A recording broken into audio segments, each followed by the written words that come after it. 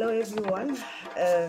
For a teacher, I'm a bit nervous. I thought I was just going to speak, but allow me to tell my story. I'm going to start with a quote from Maya Angelou. There's no greater agony than bearing an untold story inside you. And I totally agree. Looking back and thinking back in time, I asked myself, why did I get married? Was it because I wanted to gain something? Did I get married because I was sincere, or I succumbed to societal, cultural, and maybe family pressures? Well, I still am looking for answers to those questions.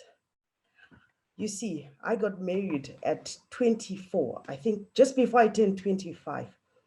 And in a way, that was a bit late. I remember most of my friends had gotten married some soon after high school. I went to college, the teacher's college. I got a diploma in education. I was working. I could fend for myself and even for my family. But there was always someone saying, so when are you getting married? I started my degree just before I got married. I was doing international relations and diplomacy. And I thought, this is awesome. And people would say, that's great, but when are you getting married? Hasn't someone come to say something? And I think, in a way, sadly, my mom also, you know, fell for that. So when are you getting married? So the first guy who said, I'll marry you, I got married to him.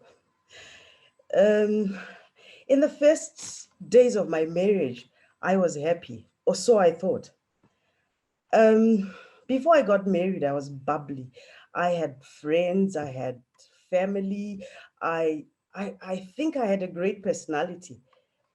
Then I got married and I realized, if I'm going to be married, I have to give up some of myself.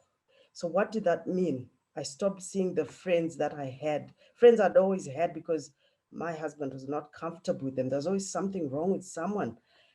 And yes, I come from this huge family. I had too many relatives, so I stopped seeing most of them. I had started my degree, like I said, but I didn't see to the end. Because what happened is, along the way, I learned to give away most of myself so I could stay married. I listened to everything my husband said. I was a very obedient daughter-in-law. My mom-in-law told me, you have to stop working. I was teaching. I had a very good job at a private college in Harare. I made a lot of money. And she said, it's in the best interest of your daughter to stay at home. So I became a stay-at-home mom. Little did I know that this was going to be the end of my freedom in every sense. I joined my husband in business, but I didn't have any shares to talk of. Whatever came home, he was responsible for. He would say, we've got everything we need. Why would you want clothes? Why would you want to do this or that? So I was happy to stay married. I wanted to be a good wife. I listened. I had my daughter. I stayed at home, worked with my husband, but was mostly at home, and we spent time together. Along the way, things started going bad, but I kept silent. And most people would say, but why did you keep quiet? How do you stay married if you're not going to be quiet? I'm going to talk about fake it till you make it. I couldn't go home and say, it's not working, because my dad had told me, if you are going to succeed, you have to tell the guy to wait. If he loves you, you should finish your degree. And I said, no, Dad, we'll finish it. I didn't. So there I was with a husband who slowly started becoming abusive. First, it was emotional and verbal. I was once slim. Now I had this C-section belly, one that flops over. You can't see what's down there because you've got this huge belly. And he would reject my sexual advances. How do you handle rejection, sexual rejection for your husband? How do you also handle rejection from an in-law? You're trying your best, you are obedient, you do everything she wants, but she just won't accept you.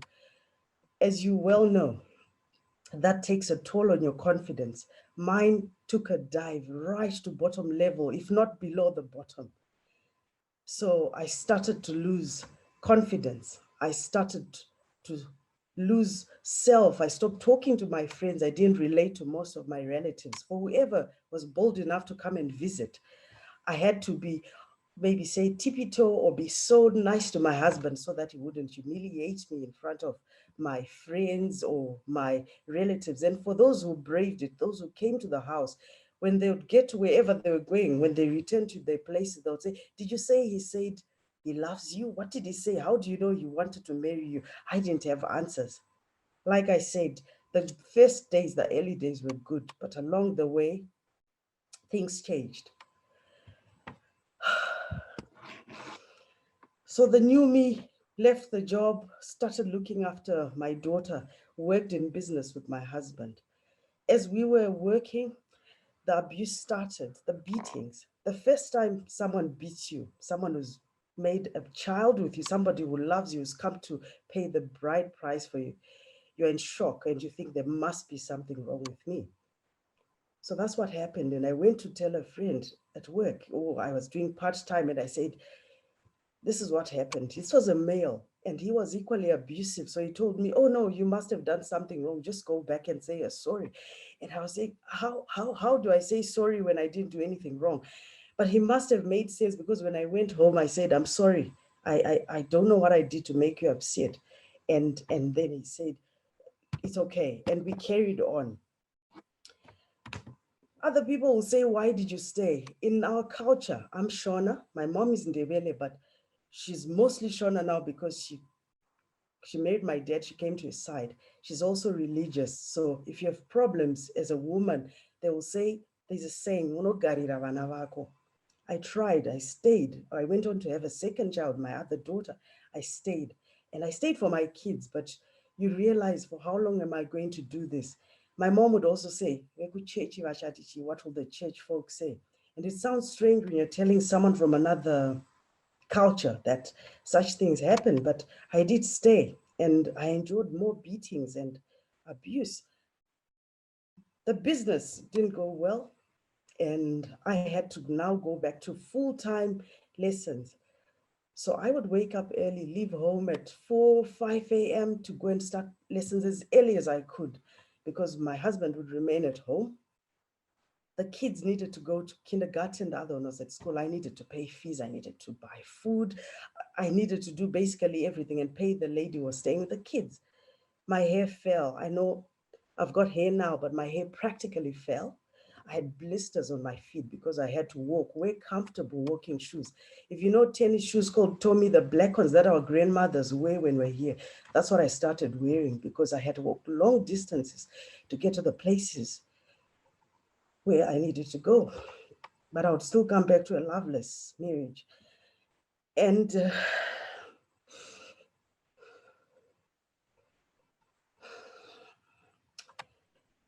I tried. My in-laws were, I had a very supportive father-in-law.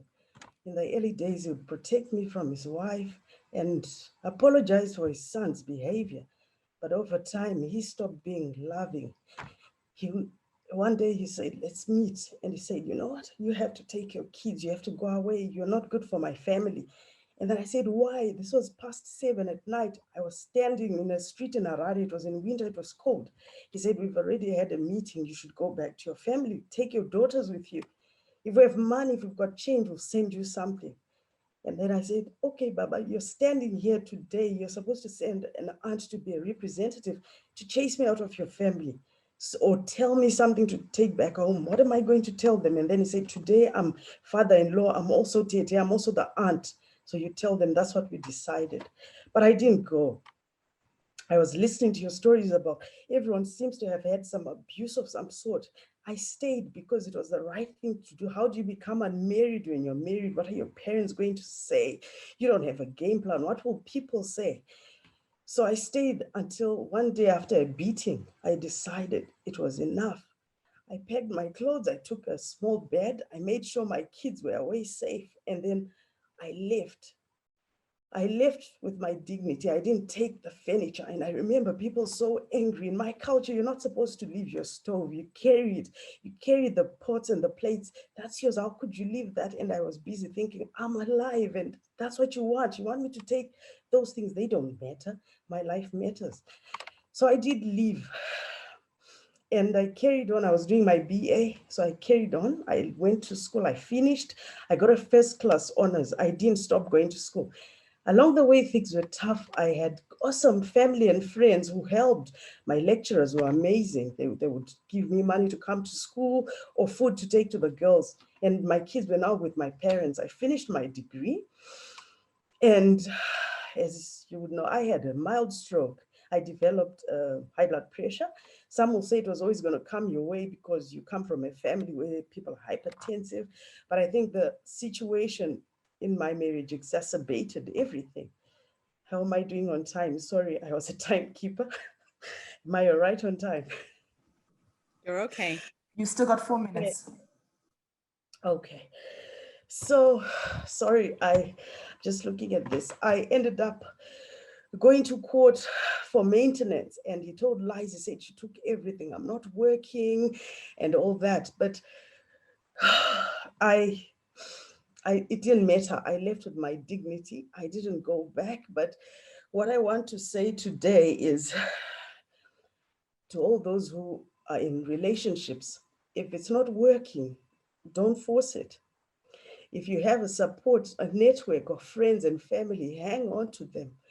And whatever you do, remember you owe yourself the dignity, the pride to walk away. You don't have to stay where it's not happening. Along the way, I met a few toads because I wanted validation. I met somebody who I always say, my almost marriage, when I'm talking to people will lie. Somebody will take advantage of your situation. So I almost got married, but I didn't quite get married because they were lies. And I then told myself, how am I going to heal? How am I going to get better? I'll do what I know best. I'll help other people, and I'll also go back to school, which is what I did. I got an amazing job or jobs along the way. I looked after my kids, and then I met this wonderful woman. I shared the story, the truth, and the last time I told her I didn't cry. Thank you.